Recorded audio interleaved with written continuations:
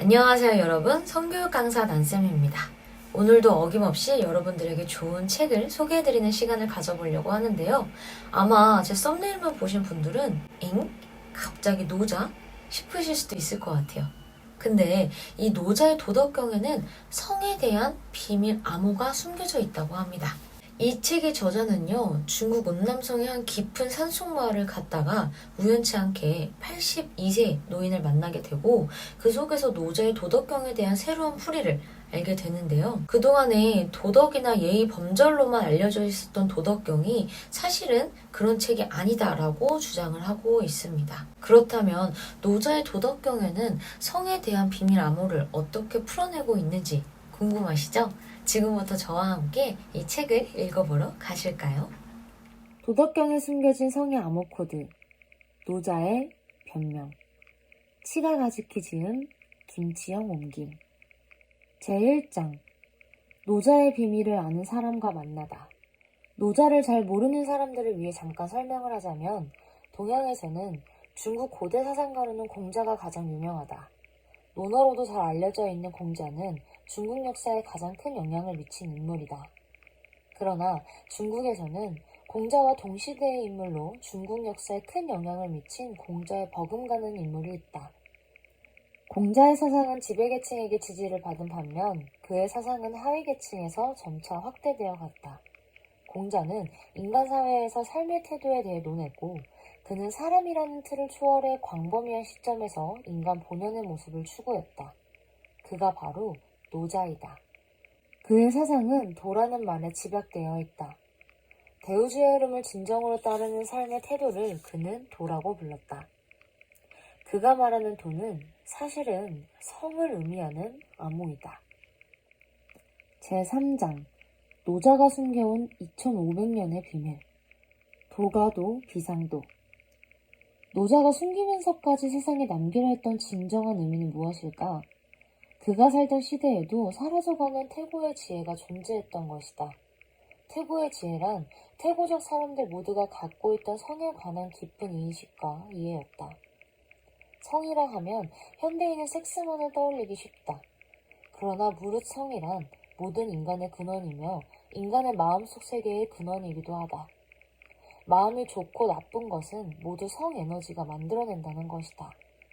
몸과 몸이 만날 때 사람은 지금까지 느끼지 못했던 도취감을 체험한다. 도취감의 정점을 한 번 경험하고 나면 몇 번이고 그것을 원한다. 그것은 사람들에게 극도의 행복감을 느끼게 해주기 때문이다. 사람은 이러한 극도의 행복감의 세계에 섹스 없이도 들어갈 수 있다. 그때야말로 영원한 진짜 그것과 만나게 된다. 노인은 내가 몰랐던 성에 대한 인식을 갖고 있었다. 우리는 대부분 성은 통제하기 어려운 본능이라고 생각한다. 성은 동물적 본능이기 때문에 노골적으로 말하는 것은 상스러운 일이라고 여겨왔다. 그러나 우리가 성을 그렇게 생각한 것은 우리의 성이 그렇기 때문이다. 도가도 비상도의 진정한 뜻은 무엇일까? 사람들이 알고 있는 도는 비상도라는 것, 즉 일시적인 쾌락에 지나지 않는다는 의미이며 그렇게 지적함으로써 절대적인 도가 존재한다는 것을 암시한다. 성은 인간의 근본적인 힘이다. 성의 존재에 대한 파악과 인식에 따라 사람 본연의 모습이 정해진다. 성의 질과 차원은 사람으로서의 질과 차원을 결정한다. 제5장, 서서히 밝혀지는 도의 진실. 노자의 밀교서의 비밀을 푸는 열쇠에 대해 말해주었다. 도의 진짜 의미를 알 수 있는 단서는 차자라네. 차자란 같은 음의 글자를 빌려 사용한 글자를 말한다. 노자는 차자를 응용해 하나의 문장에 이중적인 의미를 의도적으로 숨겼다. 첫 번째는 당시 사회가 인정할 수 있는 표면적인 내용, 두 번째는 노골적으로 표현하면 당시 사회가 받아들이고 이해할 수 없다고 생각한 내용이다. 이것이 본래 문자인 도라네. 이 도는 찌르다라는 의미이며 당시 중국에서 소위 섹스를 의미하는 은어였다. 도를 이러한 의미로 해석하면 노자는 일반적으로 알려진 의미와는 전혀 다른 의미가 된다. 그는 인간의 삶의 태도에 대해 말하려 했다. 그러나 그것은 당시 다른 사상가들이 말하는 인간의 삶의 태도와는 차원이 다른 것이었다.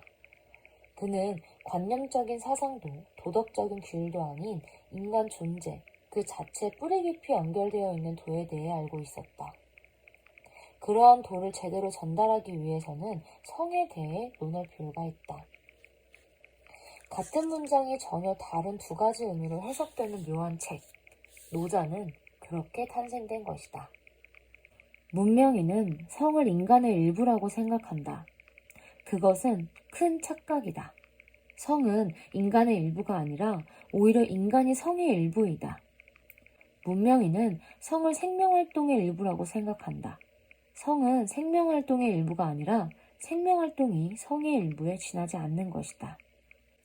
숲에 들어가면 숲의 나무들과 자신과의 사이에 보이지 않는 교감이 저절로 생긴다. 그러한 모습이 인간 본연의 모습이라고 그는 말한다. 우리는 음성언어에 의존해 만물과 대화하는 법을 잊어버렸다. 자연계와 부조화를 이루고 있는 현대 인류의 모습이 그 결과이다. 제6장 성스러운 우주. 노자의 암호로 되어 있는 말은 도뿐만이 아니다. 그것은 바로 덕이다. 덕은 여성의 성기를 의미하는 차자, 즉 암호어이다. 본래의 문자는 무엇일까? 두라는 문자였다.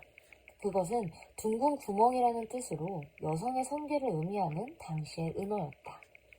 노인에 의하면 대자연의 동물도 식물도 모두 본질은 황홀에 있다.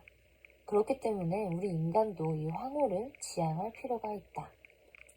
당시 사람들도 노자의 진짜 의미를 말했다면 도덕관에 위배되는 것이라고 비판했을 것이다. 그러나 노자는 그들이 가장 중요시하는 도덕이 남성의 성기와 여성의 성기의 합의를 의미하는 것이라고 했다. 그가 진짜 말하고자 하는 덕의 의미는 남성의 성기를 받아들이는 여성의 성기이다. 여성의 성기는 혼자서는 생명을 만들 수 없다. 거기에 생명을 불어넣는 것은 남성의 성기이다. 우주 만물은 이 한치 흐트러짐도 없는 지혜를 충실하게 따름으로써 완전한 조화를 스스로 실현한다. 노자는 남성의 성기의 작용을 통해 이 무한한 지혜의 상징을 보았다. 남성의 성기를 따르는 여성의 성기처럼 우주는 흐트러짐 없는 지혜에 모든 것을 내준다. 전자가 원자 핵의 주변을 도는 것도 원자와 원자의 만남도 그것은 일종의 사랑이며 성교이다. 의식의 본질은 황홀이다. 섹스의 엑스터시는 인류 모두가 체험하는 극도의 행복감이다. 인류에게 유일한 황홀경의 공통어이다. 그는 성의 엑스터시란 우주 그 자체의 맥동이 생명이 나타나는 실제와 비슷한 체험이며 인류가 일시적으로 우주 그 자체를 영위하는 순간이라고 말했다. 성의 황홀경은 인간을 진정한 마음의 우주로 데려가 준다. 인간은 틀림없이 더 행복한 감각 속에서 살 수 있다고. 방황하고 있는 사람들의 잠재의식에 불을 켠다. 그것은 보이지 않는 잠재세계의 구원 같은 손이다. 제8장 인간의 모든 것을 결정짓는 성. 사람들은 잊고 있겠지만 성이란 원래 외설은커녕 오히려 그 정반대의 것이다. 그것을 외설스러운 것으로 만들어버린 것은 사회에 나타난 지배자 때문이며 그 지배자의 권위 때문이다. 성은 생명의 근원이며 자연이 준 은혜의 중심에 있는 것이다.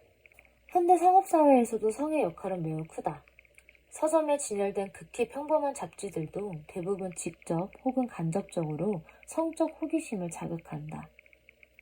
성에 대해 개방적인 사회에서는 성을 맹목적으로 원하지 않는다. 그렇게 되면 모든 산업이 정체된다.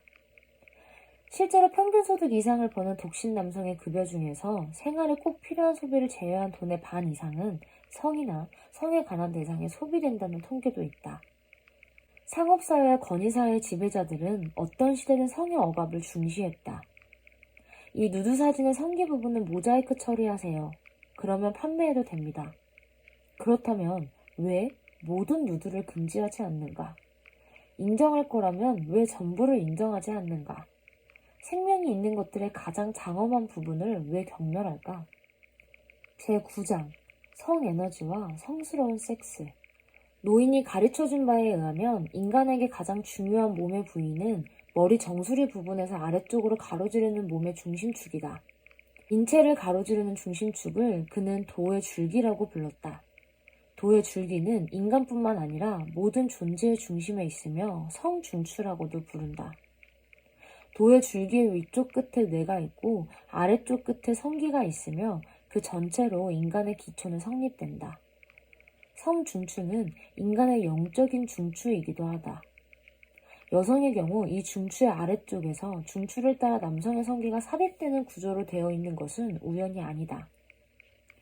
멀리 보이는 경치에 심취해 걸어가고 있던 나의 시야에 갑자기 들어온 것은 위를 향해 누운 남성의 몸 위에 전라로 앉은 여성의 모습이었다.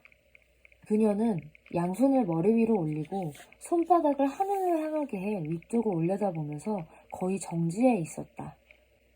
마치 기도를 하는 자세의 그녀가 깊은 황홀경에 빠져 있다는 사실은 표정에 확연히 드러났다. 미묘하게 뒤쪽으로 활처럼 휘어진 등에 엄청난 전류가 흐르고 양손을 따라 하늘로 방출되는 것처럼 보였다. 그녀들은 압도적인 아름다움과 존엄성으로 충만해 있었다. 우리들이 흔히 하는 불골 사나움, 부끄러운 욕망의 섹스와는 전혀 차원이 다른 예술행위는 장시간에 걸쳐 계속되었고 남성이 사정을 했는지는 상관없이 끝났다. 어떻게 성행위만으로 이렇게 인간은 신비롭게 빛날 수 있는 것일까?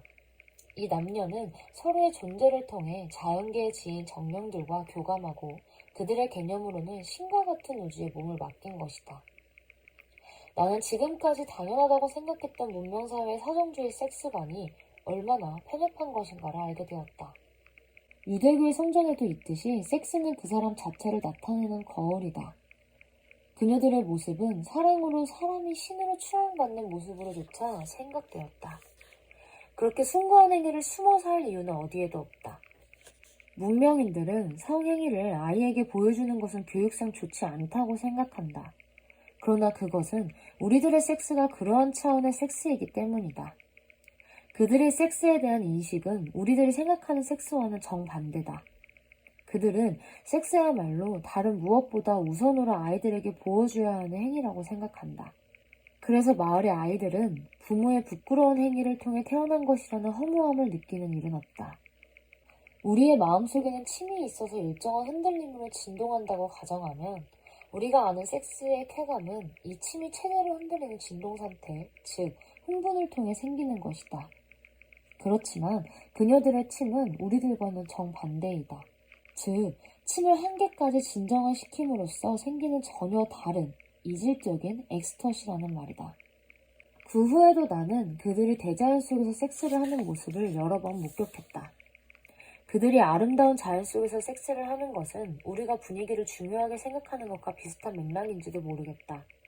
그러나 우리에게는 없는 그들의 관점은 그것이 단순한 분위기가 아닌 실제 대자연과의 교감, 교류를 의식하고 추구하는 것이라는 점이다. 제12장 사랑과 욕망의 갈림길. 문명인의 물질욕은 사랑의 대가이다.